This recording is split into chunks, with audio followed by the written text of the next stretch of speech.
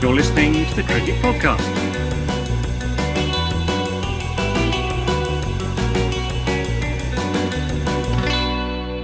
Hello, everyone, and welcome to the Cricket Podcast, where we're going to be previewing England's premier short ball tournament. Unless you like the Blast, and then that can be England's premier short ball tournament. It's, we're not gonna fuss about it. We're going to be talking about the 100, though. That's the order of the day. As a trio, myself, Jack, Max, and Ross over there, I'll introduce them in a moment. We're going to be predicting who will be finishing last to first in the men's tournament and then last to first in the women's tournament. It's going to be a great show. We're going to try and keep it to less than 3 hours. But we've all got things to do. We'll see how that goes. As I said, I'm Jack Hope. Max, that was your voice. How are you doing, Max? Yeah, it was. Hello. Yeah, very well, thank you. Looking forward to the 100 version 2. It was more successful than I perhaps expected last time round, given my old-fashioned traditionalist county sensibilities. But I've been one round. I think it was a success, and I'm looking forward to some more. How much are the ECB paying you to say that, Max? I'm not at liberty to say. And Ross Legg, how you doing, Ross? Yeah, I'm great. The 100 is for me. It pisses all the right people off. So yeah, I'm fully in for it. Cool. I think it's quite good this year. Isn't there like a 2-week launch period basically where actually everyone? Maybe they had that last year. I just didn't really notice. But I feel like there's 2 weeks where there's no other cricket that's sort of happening. Where we can focus on it. It's going to be good. Before we get into that, if you're watching on YouTube, like and subscribe to this. We do lots of cricket content, and you'll probably like that if you like this. If you're on Spotify or iTunes or whatever, same deal. Just click subscribe, leave us a review. And Patreon, if you want to support the show, thousands of people listen to this. Literally thousands. I've opened. Still blows my mind. Yeah. If you're one of those thousands people, then why not support us, keep us in business from just £4 a month at patreon.com/the cricket pod. You get exclusive stuff for that. Right, let's do the men's tournament first. Last year I think we did it women's first, so we'll flip it round. We're going to go last to first. We're going to tell you a little bit about the team and why we think they're going to finish where we think they're going to finish. I think I've got the first team. I had first pick. We kind of did. We did some of this offline, didn't we? I had first pick. I predict, fellas, and I'll tell you why, and then you can tell me if I'm wrong, that the London Spirit are going to repeat the feat. They're going to finish bottom of the men's table this year. If you don't know who London Spirit are, they play in blue. They play at Lords. They're sponsored by Tyrrell's Crisps, which I think that's a nice tie-in with Lords. I feel like Tyrrell's is sort of the right crisp. It's the elite snack for the elitist. Exactly. Owen Morgan is still the captain. Trevor Bayliss is stepping in to replace the late Shane Warne as coach. Now, my prediction, I think they were really bad last year. I think they're going to be better than last year, but I think they were so much worse last year than everyone else that they won't be able to catch up. And so they will finish first. Just to give you an indication of how bad they were last year, they averaged over the 100 balls, they averaged 18 fewer runs with the bat than they were conceding. So that's like, I don't know, that's bad. That's really bad. That's like losing every game by 18 runs. Yeah, basically that's effectively what was happening. And that's a huge margin over 100 balls. They've got a bit of a weird team. I don't know about a weird team. They've got like a couple of ghost players floating around. Owen Morgan has won. Kyron Pollard, hasn't been good for ages. Maxwell's probably the big name, I'd say, who will be there. But I think we're expecting him to go to Zimbabwe with the Australia team halfway through the tournament and be replaced by Josh Inglis, who's not a bad player, but is a downgrade. I think there's a world where they do okay. And in that world, Zach Crawley is dropped by England and he plays more or less the whole tournament. Because I think he could be quite a decent addition. Dan Lawrence plays them as well. So they've got a little bit of England flair there. My main criticism, probably, and then I'll hear what you two have to say, is that I think their bowling is pretty pants. It's better than it was last year. That's not saying an awful. It's not necessarily it's pants. It's just quite unsexy, isn't it? Like Liam Dawson, Mason Crane, Ravi Bopara. Ravi Bopara, even like Brad Wheel, he's a good deal at £30,000. But We'll like, probably see a bit of Maxi in the power play as well. we looked up. Adam Rossington yesterday. And I've already forgotten what it is that he did. We had a chat about this. Didn't you say he was a keeper who can biff it? Yeah. Okay. So they've got him. Yeah. Jordan Thompson's having a good year for Yorkshire. I think Nathan Ellis is not a bad player. Toby Rowland-Jones, I forgot he was a cricketer. Like he played for England at one point and then just disappeared off the face of the earth. Well, still very good with the red ball, but I don't know about not T20, 100 white. Yeah. So I just don't think they've got it quite right, basically. Yeah. They've got a leg spinner, Mason Crane. That's always exciting. Hopefully he plays a couple of games. And I think Liam Dawson's been one of those players. He's like a nearly man, isn't he? He's always been on the bench for England at the World Cups and all that kind of stuff. And I think he's a good person to have in their team. But yeah, Jack, I think you're right. They'll probably struggle this year. They do have Jordan Thompson, grand. Jack. You remember Jordan Thompson? Famously defended 5 runs off the final over in the quarterfinal of the Blast against Surrey. Yeah, I was there for that, and I with his otherwise economy rate of over 9. Yeah. No, you know. I just think it's a little bit strange. Liam Dawson, 125 grand, their joint top paid player. That's mad. Matt, there's a few players that you just be like, how are they getting that much money? No, I mean, like I get it for some of them, yeah. I know that I think was Dawson picked up this year in the draft to kind of balance out holes in their team. That's it. You know, I can see why he might be attractive. Laurie Evans is another one that went for a lot of money, isn't he? But some teams are paying better players with that money, I would say. Yeah. Yeah, I guess it's kind of a bit Liam of Livingston's on 125 grand for Birmingham Phoenix. Yeah, it's a little bit of how it works, isn't it? You have to put them in the slot that you've got open, right? So if you're trying to fill a gap, then quids in Liam Dawson. Well done, congratulations. No, I don't begrudge Liam Dawson anything, but I feel like if that's what you've ended up with, at some point somebody's made a bad decision. Is what I would say. I do think they're going to win some games. Last year, when you were watching them play, you thought this team is never going to win anything. I think they've got the players. I think when we talk about the rest of the teams as well, the quality of the players this year, I think, is a little bit higher, and the teams do look a little bit better. I think the competitiveness of this will be better than it was last year. So I'm going to predict they'll win 3 games. Okay, but they're still down the bottom. 8th is not a bad shout. Right, who wants to go next to pick a team to go 7th? I think I'm next on 7th, and I'm going for the other kind of whipping boys of last year, which is the Welsh Fire, because last year they were pretty much a Johnny Bairstow team, which wasn't ideal because Johnny Bairstow wasn't around for very long. When he was there, he was unreal and basically won them the opening game, but he's not going to be there for a whole lot of the tournament, what with the England fixtures. So that's a downside for them. Obviously, I've skipped over what the Welsh Fire look like. They're in red and they're sponsored by Hula Hoops, which might represent the number of wins they could get without Johnny Bairstow. Who knows? They're slightly less reliant on Johnny Bairstow this year. I think picking up on what you said, Ross, about how overall the qualities increased a bit. They've got a few guys in there who can do some damage. Joe Clark. We know all about Joe Clark. He is a good player. We'll leave everything else aside. Tom Banton. I'm yet to be convinced about whether he is the real deal, but certainly, seems to be a pretty bad Blast season, I think. Yeah. He did score 100. He's made 100 in the county championship the other day, so maybe that will give him some confidence. And Ben Duckett, he's decent. He's a decent T20 player. He's not going to set anything alight, but he's a good guy to have. And then David Miller had a great IPL. He's back. So, Killer Miller is back. Killer Miller is back. So there's good something good there with the bat at least.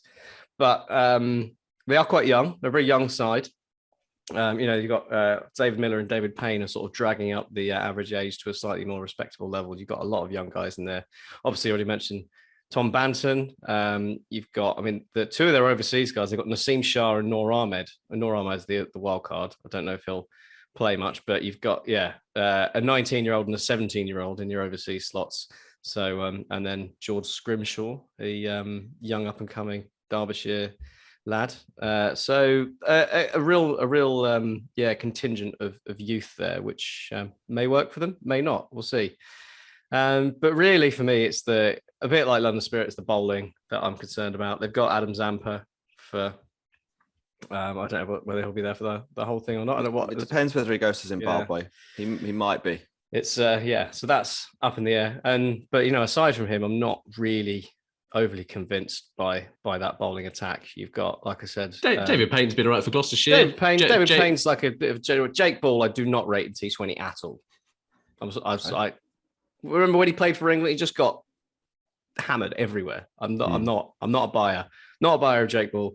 I just think there are too many gaps in that bowling attack, and I think they'll be left with too much to chase most of the time to be able to do much. But there is some batting there, which is why I think they'll probably do a bit better than London Spirit. I reckon they've got a bit more in sort of that top order about them, especially in sort of a 100 ball length innings. You don't need quite so many guys. So I think they'll compete, but not for long. What do you guys think? I'm inclined to agree. I don't think there's that much between the two teams at the bottom. I think that the quality of teams gets better quite quickly after these two. I think they're just quite unbalanced, and they're going to have availability issues. And with London Spirit, there's some big age questions about some of their big names. Both of them, though. Yeah, it's very difficult to actually look at that and be like, there's 100 good balls in that team. Even like Nassim Shah as an overseas player, right? There's not really, a huge amount of evidence that he's a great T20 bowler. If we're being honest. Yeah, but he only has to bowl 5 good balls, doesn't have to bowl 6. So I have to bowl 10.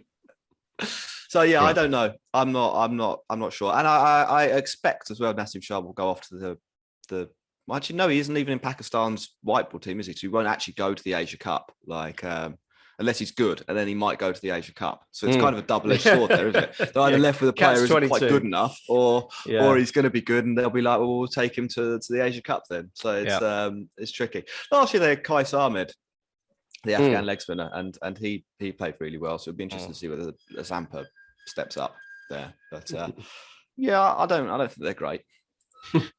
All right, let's move on to the next team. So in 6th place, Northern Superchargers. It's an all Ribena ensemble for the purple helmets. They're sponsored by Pop Chips, whose barbecue flavour is unbelievable. If you've had it, get it. I've not had it. It is. You'll go for a whole pack. It's absolutely astonishing. Nice. Big pack. That's not just a small pack. Big pack. Yeah, they are kryptonite. They are ridiculous. They play at Headingley, clean slate Headingley, as it's now known. They've lost Ben Stokes. Ben Stokes obviously has retired from ODI cricket and then is having a break from the 100, so he can focus on being full 100% committed to Bazball and giving himself an opportunity to play in the T20 World Cup. They are captained by the Beast, Faf du Plessis. And they are coached by the only English coach in the men's side, James Foster, who is he the wicket-keeping coach for England, the Test team? Yeah, I think that's what he does. Yeah. So he's the first coach to get a go. Is he going a little break for the South Africa series then to do this? I guess so. A great opportunity for him. Chances this year, it's difficult. When you look at this side, I think they've got some good players who have been in pretty good form in the T20 Blast. So if you look at Brooke, Pepper, Adam Hose and Adam Lythe, I think that's a good basis for a bit of solid batting.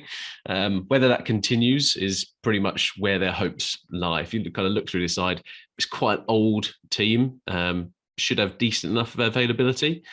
Maybe they can channel their inner CSK. Maybe there is a bit of an old man approach here. Been there, done it. David Visa's in the side, so but I think this side could cause a few upsets. But it really depends if they can get out of bed and play day after day. I was actually going to say, Ross, like looking at this lineup, they could do that kind of thing that CSK did when we had them finishing bottom the other year, when we completely wrote them off. And you just sort of look at it, it's like there's a bunch of guys who on their own, they don't fill you with a whole lot of excitement. But actually, when you think about it, it kind of works into a sort of unit wise. I reckon it could be more than the sum of its parts. You've got, you've got the bowling there. You've got David Willey, you've got Brian Cast, you've got Adil Rashid. You've got like Adam Lyth is a really good T20 player. He's been quite unlucky, I think, in terms of England, in that he's playing in an era where we have Joss Butler and Johnny Bairstow and Jason Roy, etc. So and then obviously, Faf, we know all about Faf, Dwayne Bravo, and yeah, like you said, Harry Brooks in really good form at the moment. So I think they could spring a surprise, but I do get sort of the kind of it's sort of unsexy, isn't it, overall? Like when you look at the individuals, but I think put it together, it could do something. There's a pretty decent chance they're going to lose Harry Brook and Potts as well. Well, Potts definitely. Potts Brook definitely as well, yeah. to the test team. Brook That's was true. good last year. I think that that downgrades them. That would be a problem, yeah. Quite a lot. Yeah, and also the pitches will play a bit of a part here. Like they've got 3 spinners in that side who you just like actually could cause some big damage, right? Adil Rashid is a very good player. Roy van der Merwe for Somerset has been really good, and then Callum Parkinson was probably their standout player last year. So I think that they've got enough about them, but yeah, whether they can take it across the 9 games they play. Is it 9? 10, isn't it? 10? No, 8. Yeah, it's 8. Sorry. You play your local rival twice. Yeah, and everyone else once. That's it. So yeah, I think that, again, good chance to maybe cause a few upsets. I'm not sure on the longevity of the side, but yeah, I think it should be quite a fun team to follow. Cool. Yeah, I think actually from 6 up, all of those teams have got a reasonable chance of making, like, going on a little run. Yeah, like I think there are enough flaws to be like, I don't think it will happen. But I'm not like looking at London Spirit and Welsh Fire, I'm like, there's a lot wrong with this team. Somebody is going to have an amazing solo tournament or something like that. Yeah, Kyron Pollard's going to have to win 4 matches for London Spirit to get them into contention. That could happen. It's happened in the past. I don't expect it to happen again. With Northern Superchargers, you can see how multiple players could contribute. Yeah, there's a blueprint, isn't there? That's it. Yeah. I have in 5th place, and then we will pause for the big ad read. Trent Rockets. And I think this one might be controversial. This one might be a little bit of a debate. Trent Bolt Rockets. Trent. So they wear yellow. They're sponsored by Skips. I think by a distance the worst kit in the tournament. Like by a long way. I just, you don't. They literally look like a crisp packet. That's the thing. I think Skips have had a day out there. It's good for Skips, bad for cricket. Is what I'm saying. Big props to the marketing. They do play at Trent Bridge though, which is one of the more fun grounds in the UK when it comes to white ball cricket. Anyway, coach is Andy Flower. Captain is the English Dre Russ, Lewis Gregory. They were pretty good last year, weren't they? They did make the playoffs. The English Dre Russ, Lewis Gregory. Yeah. The English Dre Russ, Lewis Gregory. It's a good player. They were good last year. They made the playoffs. Clearly, I'm predicting them to finish 5th, so I think they're going backwards. But that's not necessarily. I'm not necessarily saying here that Trent Rockets are getting worse. Everyone else is getting better. I'm kind of saying that other teams have made some big steps forward. Yeah. They sort of snuck past Oval Invincibles, didn't they? And one of the other teams above them, I think, have made big strides this year with who they brought in and revamped their whole team. Trent Rockets, not so sure. Last season, everyone remembers that innings Alex Hales played, and it seemed like they were biffing the ball everywhere. But actually, when you look at the numbers, they were the 4th worst batting side, so not amazing. And I think about 3rd when it came to bowling. So a little, I don't want to say lucky to make it through, but they weren't like a powerhouse. And this is why I think this is kind of why I think they're going backwards. The bad news for them, I think, this year is that Rashid Khan might only play sort of 2 or 3 matches here and there. So Afghanistan have got a tour to, I think, Ireland, and then they're going to go and play the Asia Cup. It's Ireland or Scotland, I've forgotten which. Rashid Khan might be around in between those two. Might not be, but the rumours are that he will play. Clearly, not having Rashid Khan is a problem if you're a T20 cricket team. They're replacing him with Shamsi though, who isn't a bad replacement. I don't think. I think it's a downgrade in the bowling, and it's a huge downgrade in the batting. And the fielding. Yes. So it's like, Shamsi is an international class spinner. That's good. It's a good replacement. He is not Rashid Khan. Rashid Khan is number one pick in any league, anywhere in the world. Unless you're run by the Sunrisers Hyderabad. Shamsi's what, like a fifth round kind of guy? He's in the top 50 players in the world or something like that. But they've also got some bowlers in this team who we have seen get slapped around. Like they might be pretty quick, like Daniel Sams, March and Delanga. Like they are people who can have a good day, but when they have a bad day, it is a really bad day. Yeah, I think they've also got a little bit of a problem with the pace of their batting lineup. So Root and Milan, when they play together, I think is a problem. Throw on top Tom Kohler-Capmore, who's maybe slightly more aggressive than those two. Oh, yeah, definitely not by aggressive. a lot. Not by a lot, really. And Ian Cockbain, who might bat five for them, I suppose.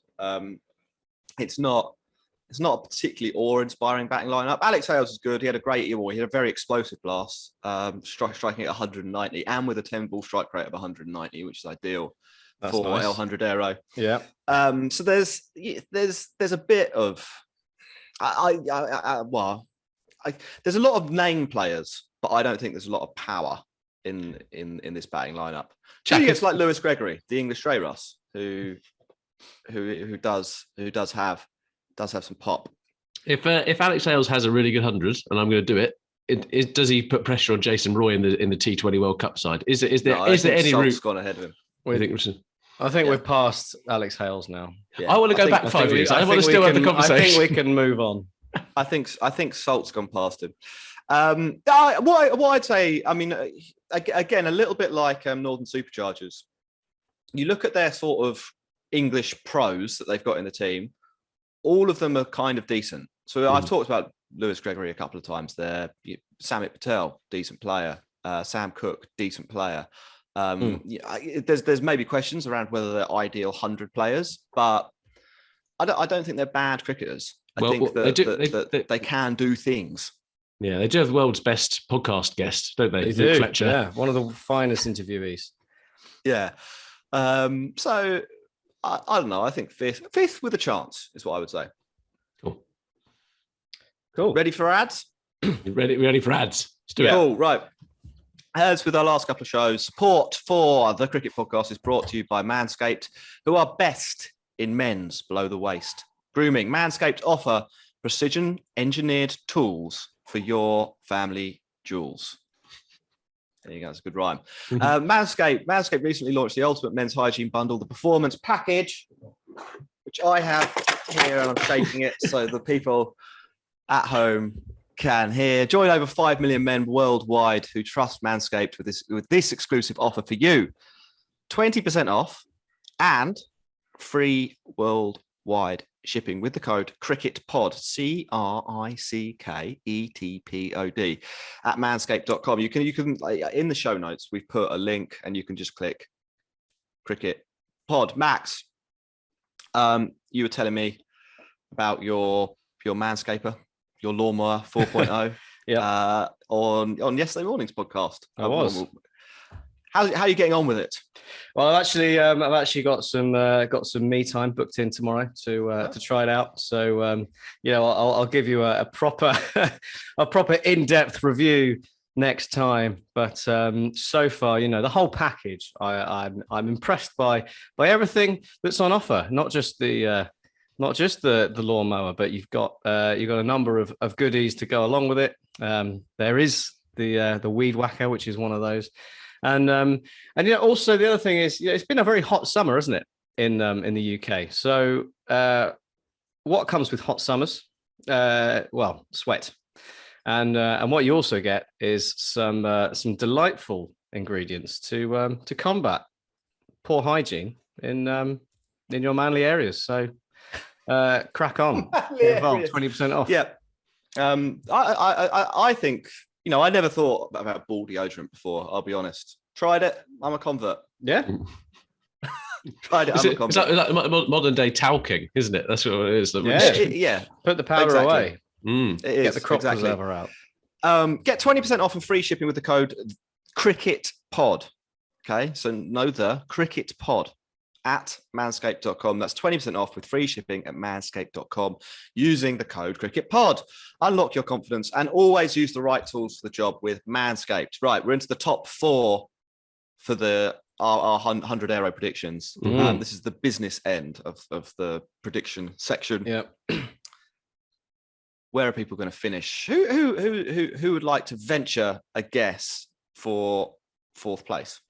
4th place, I've got the Oval Invincibles. Ooh, which have you, Max? I do. It could cause some debate, but you're a Surrey man as well, aren't you? I'm a Surrey man, yeah. So we'll see how it goes. They are sponsored by KP, which is Kevin Peterson. The nut brand, or the snack brand that does nuts, and we've just told you all about nuts. So what a nice segue that is. They wear a fetching pale green. I think it probably challenges the yellow skips kit for. I mean, I don't really like the green.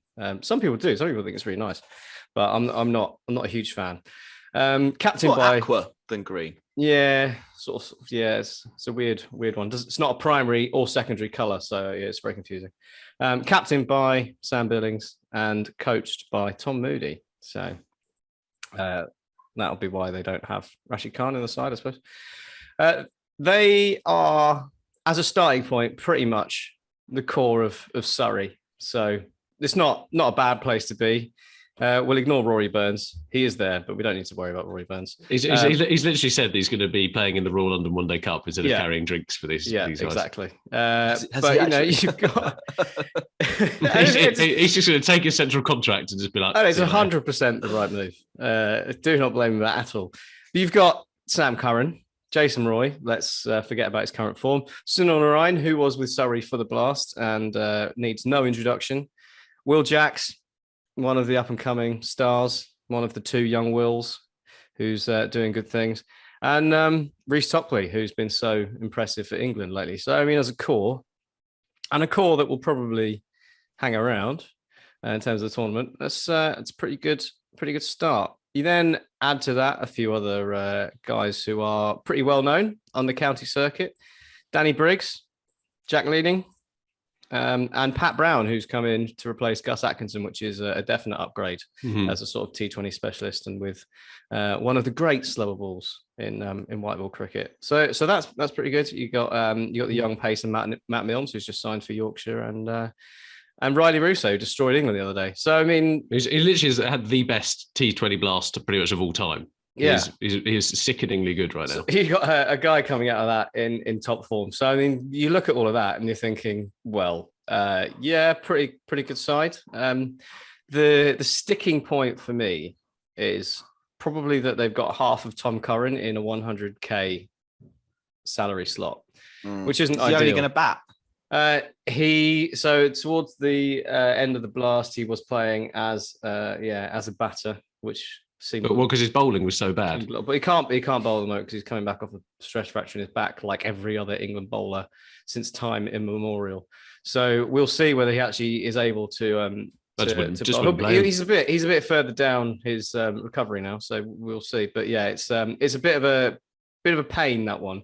Because it does mean that, obviously Riley Russo and Sunil Narayan, great. But your other overseas slot is Hilton Cartwright, who's just, he's played a couple of ODIs for Australia, but he's basically just a bloke from the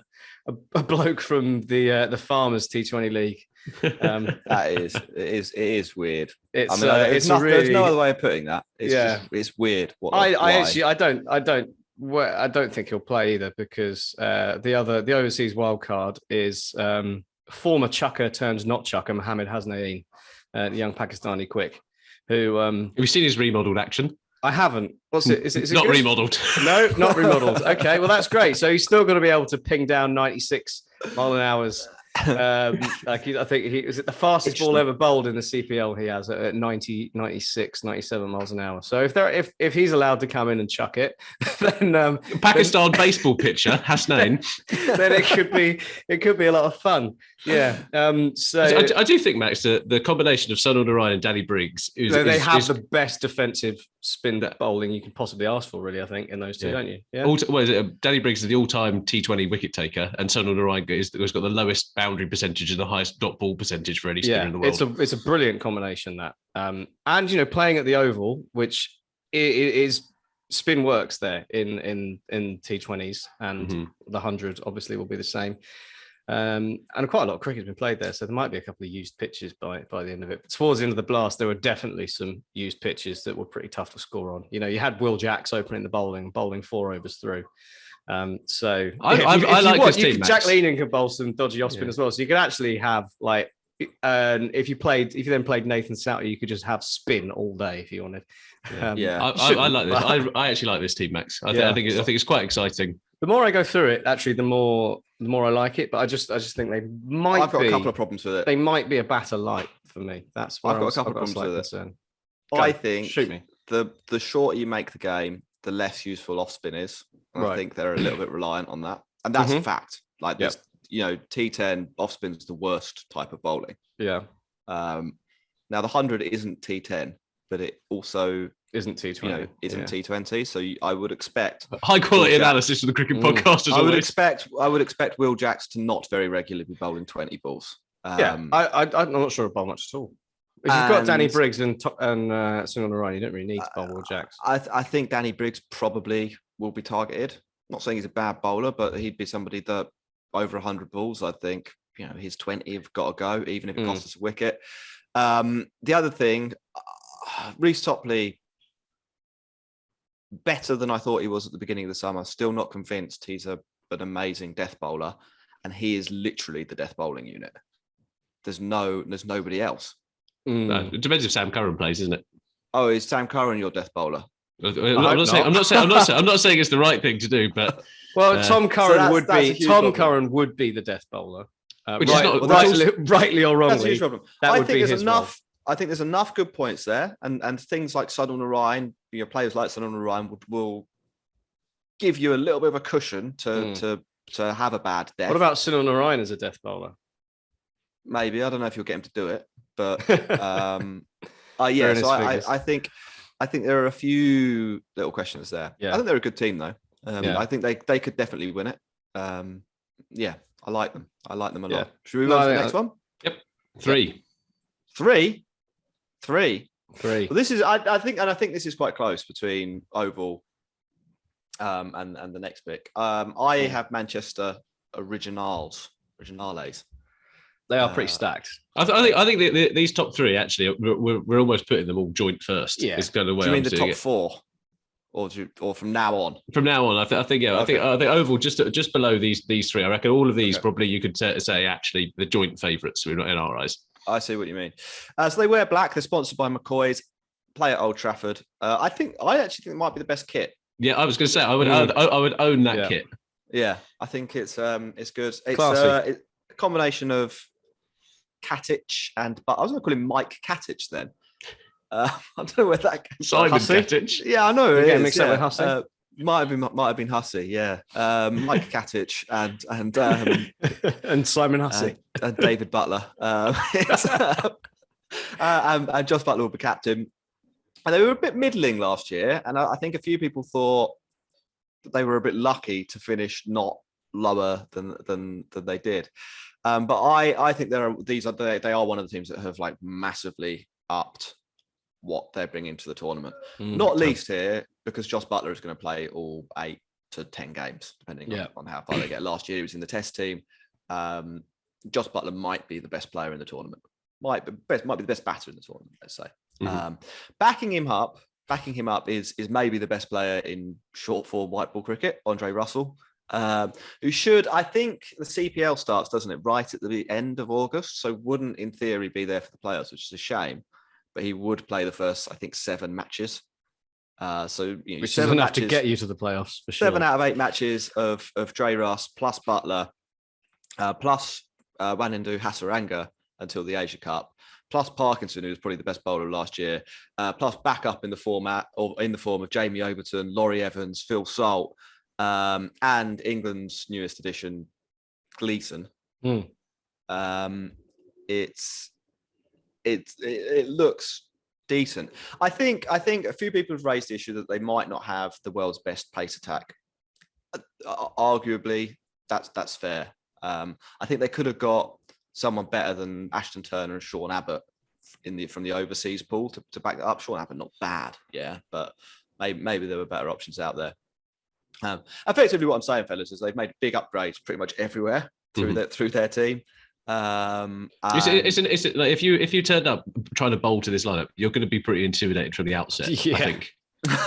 Definitely. I mean, so what's their lineup going to be? Let's just, in theory, game plan. It's Salt and Butler. Yeah. Who bats 3? Evans probably. Laurie Evans or Lammonby. Tom Lammonby or Laurie Evans. Good. Yeah. Evans at 4. It could be. I think Lammonby's supposed to be a bit more of a hitter in T20 cricket. So let's say it's Evans. Then you have sort of like a wild card selection between like Hassarango, even Jamie Overton could go up there, Lammonby could go up there. They might want to play Ackerman or Madsen as an anchor. They might not even need to do that. I think Ackerman will probably play quite a lot for this team. I think he's quite good. He's good in the blast. But I like what they've got going on. A couple of questions around the bowling for sure, but they've got options though. I mean, if sort of what they plan to do with the bowling doesn't work, first off, they've got Dan Worrell and Jamie Overton and Richard Gleeson and Sean Abbott. So I mean, you can rotate those. You will have options, which is I'd put Jamie Overton down as the English Dre Russ. I think he can take that title from Lewis Gregory. Yeah, after this year. Yeah. Anyway, I like it. I think at the draft people are a little bit unsure. I think Richard Gleeson, actually, him being in the team, that's a great wild card pick. That does answer a question. Like, who's going to bowl at the death here? Is Ollie Robinson going to play, do you reckon? No, I in my research, I never really considered, I've never. It could be like the Josh Hazlewood type, couldn't he? He's not got a great record. Yet? He played this week and got loads of wickets. Yeah. He took like 4 wickets in both. Well, he'll probably be back in the Test side then, won't he? He should be immediately back in the Test side. If he can walk, they should play him. Like it. Right, that's what I think. Who we got a second? We've got Southern Brave. They are the champs from the inaugural competition, and we went back and forth yesterday on this around who was first, who was second. I think Southern Brave are probably the strongest team. They play their green and black medley. They're sponsored by Pom Bears, which are bear-shaped crisps for children and adults who can't let go of their past. Pom Bears are great, mate. Point proven. Their home ground is the Ageas Bowl, so Hampshire's ground, and they are captained by everybody's favourite cover driver, James Vince. They've got T20 Supremo coach Mahela Jayawardena from the Mumbai's Indian fame. Forget about how good he was actually at cricket. And I think these guys will be fighting tooth and nail to defend their title. They blew away the competition last year with a pretty fierce bowling lineup. And it's not only has it got the pace and the variation in terms of left hand, right hand, they've also got a pretty good spin unit as well. Kind of Lintott and Moriarty in there. But they've got the firepower is what is quite intimidating. They've got Stoinis, Tim Davids in there, Finn Allen, who's just recorded his first century yesterday. Paul Sterling's going to be one of the replacements, and he had a great tournament last year. And James Vince is no slouch, even in kind of an anchor role. Gents, I think this side is going to put up one hell of a fight to protect their title, I reckon. Yeah, this is, I like the Manchester, Southern Brave, and the other one who we haven't announced yet. Who could it be?